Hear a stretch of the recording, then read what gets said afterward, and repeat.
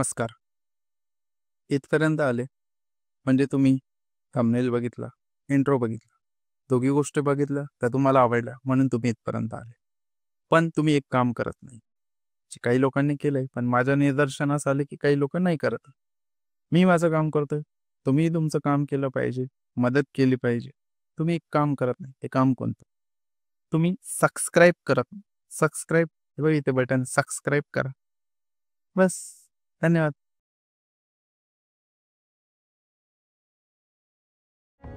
नमस्कार मित्रांनो, जय महाराष्ट्र.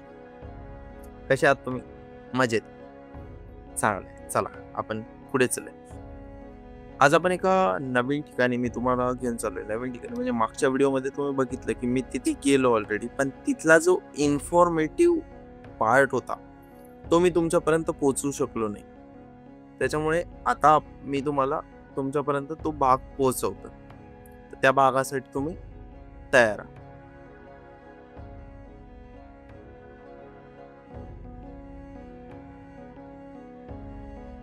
मुंबई शहराच्या गजबजलेल्या जगापासून काही मिनिटाच्या अंतरावर संजय गांधी नॅशनल उद्यान आहे.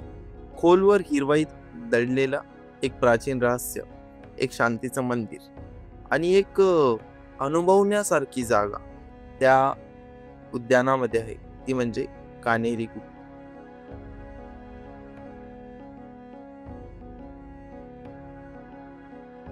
तुम्हाला सांगतो मित्रांनो, या गुफा म्हणजे केवळ दगडात कोरलेली एक खोल जागा नाही, तर त्या आहेत बुद्धाच्या मार्गावर चालणाऱ्या भिक्षूंनी निर्माण केलेले एक वैचारिक आणि आध्यात्मिक जग.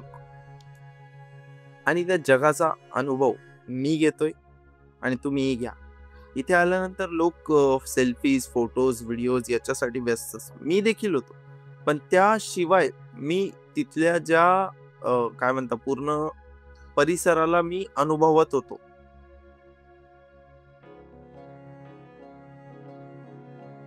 तर याबद्दल तुम्हाला सांगायचं म्हटलं तर इथे खूप मोठा एक ऐतिहासिक वारसा आहे. कान्हेरी गुफा, त्यांचे प्राचीन नाव होतं कृष्णगिरी म्हणजे काळा डोंगर. या गुफा इसवी सन 1ल्या शतकात खोदायला सुरुवात झाली आणि 10व्या शतकापर्यंत अनेक टप्प्यात उभारल्या गेल्या.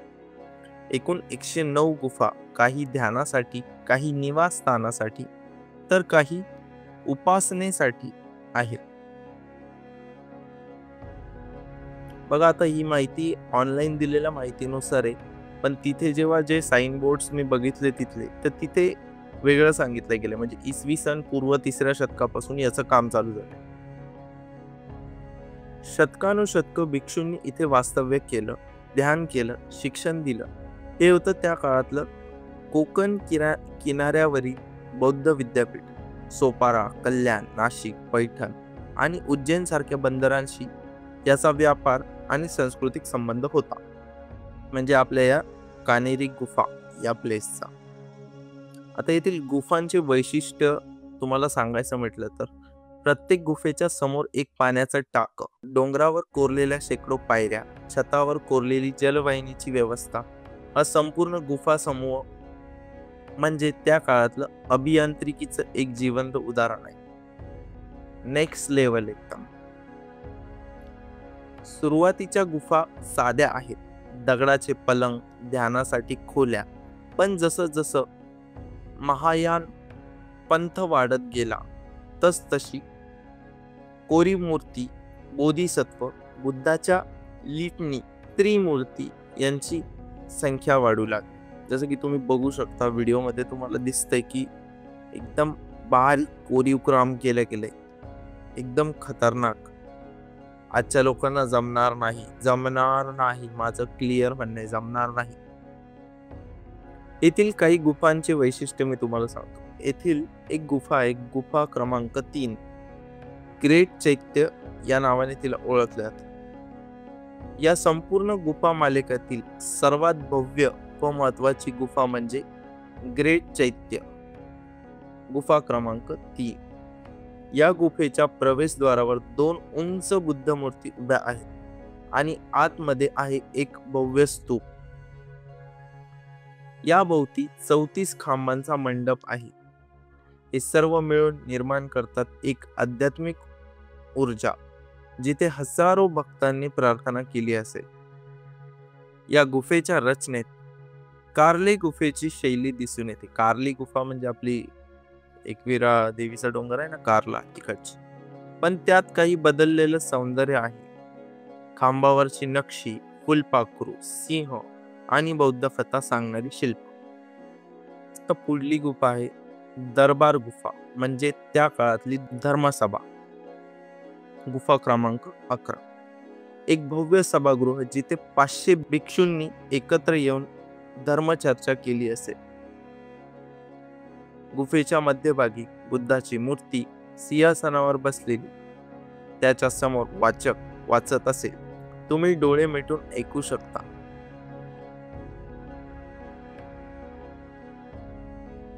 अजून या जागेबद्दल सांगायचं म्हटलं तर इथे प्राचीन शिलालेख आहे आणि त्यांचा एक खूप मोठा इतिहास आहे. कान्हेरी गुफामध्ये सापडले 51 शिलालेख, म्हणजे टोटल 51 शिलालेख आहे. ब्राह्मी, देवनागरी आणि अगदी परहवी लिपीतलेही. एका लेखात सांगितलं गेलं की रुद्रदामनच्या कन्येचं लग्न सातवाहक सम्राट वशिष्ठ पुत्र सातकर्णी याच्याशी झालं. यज्ञश्री सातकर्णी, त्रैकुटक वंश आणि बौद्ध गुरु अतिश यांचेही इथे नाव घेतलं जातं. हे गुफा केवळ धार्मिकच नाही तर ऐतिहासिक ठिकाणही आहेत. पाण्याच्या टाक्या आणि स्थापत्यशास्त्र. प्रत्येक गुफेजवळ एक सिस्टम पावसाचं पाणी साठवण्यासाठी डोंगरात कोरलेली जलवाहिनी आजही कार्यरत आहे. गुफावर लाकडी छप्पर बसवण्यासाठी दगडात खाचा. त्यावेळेचं इंजिनिअरिंग पाहून थक्क व्हायला होतं. गुफा क्रमांक 41 येथे आहे एक अद्भुत मूर्ती. एक मुखी बुद्ध, एक चेहरा खाली आणि इतर 10 चेहरे वर रचलेले.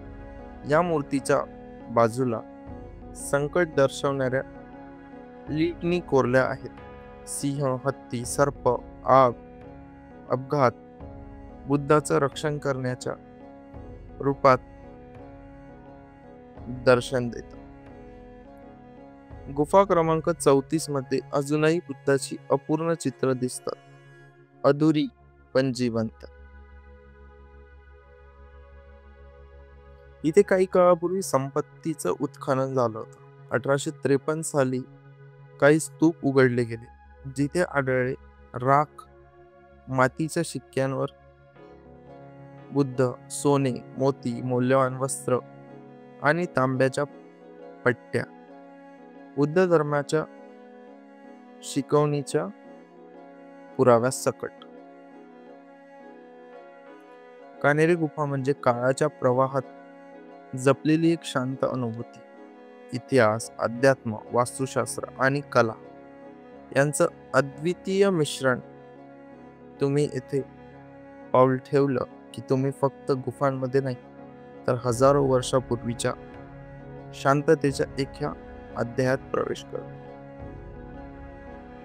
हीच आहे आपल्या मुंबईची जगाच्या नकाशावर अज्ञात असलेली पण आत्म्याच्या शोधात नितांत महत्वाची कान्हेरी गुफा.